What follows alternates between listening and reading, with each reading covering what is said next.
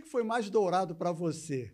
O Zico em 81 ou 2019 com o Jorge Jesus?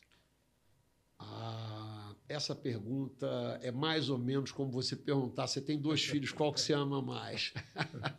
Porque você era o torcedor. Eu acho que amor de pai, amor que você tem, ele pressupõe mitose, meiose, ele se multiplica na medida em que os novos filhos surgem, né? Então, assim, ter vivido a geração de 80 e eu fui arquibancada, eu acompanhei todo aquele processo, né? Você também, né? Sim.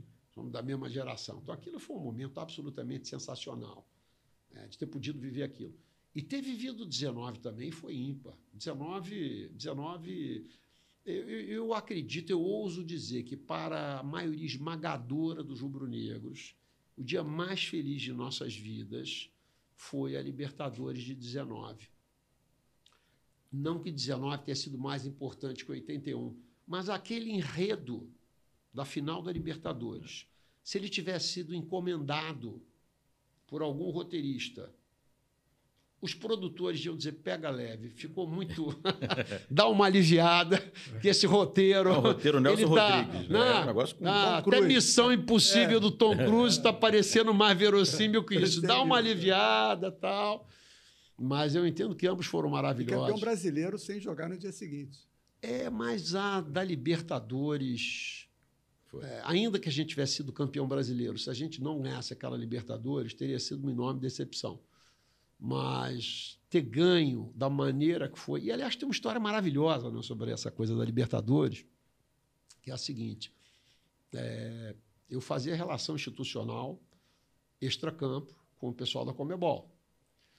Então, o estádio lá de Lima, ele tinha meio que uma escada, uma rampa, curva de 4 ou 5 andares, onde você tinha que trazer o pessoal que estava na tribuna para poder entrar em campo, para entregar a taça para o time campeão. E aos 40, 41 do segundo tempo, o Alejandro Domingues e os demais representantes da Conmebol saíram da tribuna para descer para o campo para entregar a taça para o time campeão. O River. Até então o River. E era o River. Começaram a descer, né?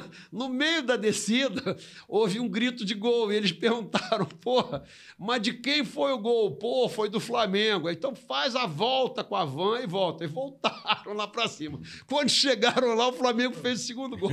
Então a alta cúpula do futebol sul-americano e a Conmebol não viram os 2 gols. Eles fizeram documentários maravilhosos sobre aquele jogo, mas no dia eles não viram os 2 gols do Flamengo, né? Só viram depois no documentário que eles fizeram, maravilhoso, muito bacana, no videotape depois.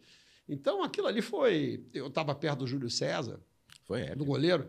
O Júlio César, se não tivesse gente do lado, ele teria morrido naquele dia, porque ele caiu feito um saco de batata no chão daquele tamanho, ele ia bater a cabeça naquela arquibancada de concreto.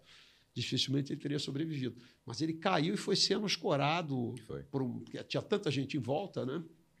E ele levanta como se nada tivesse acontecido. Muito maluco viver aquilo. E eu nunca vi, em toda a minha vida de torcedor, tanto homem chorando de alegria. Então, aquilo ali era uma coisa muito doida, né? Então, 81 eu vi pela televisão. Sim. E eu acho que 81, toda essa bipolaridade, essa autoproclamada arrogância rubro-negra, né?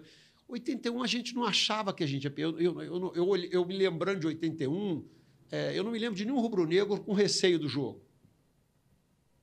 A gente só esperava a hora de comemorar que a gente seria campeão mundial. Né? Ou da Libertadores, ou do Mundial. Né? Nem quando houve a derrota para o Cobreloa no segundo jogo...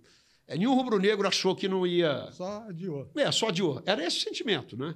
Agora, em 19, tinha aquela música da torcida, tem, né? Libertadores, qualquer dia a gente se vê por aí. Então, a gente olhar que nos últimos anos, a gente, um ano sim, o outro também está na Libertadores, ter chegado lá e ter ganho da maneira que a gente ganhou, foi épico. Aquilo foi divino. Foi divino. Então, como torcedor, eu acho que 19 foi mais impactante, mas não foi menos importante do que 81, não.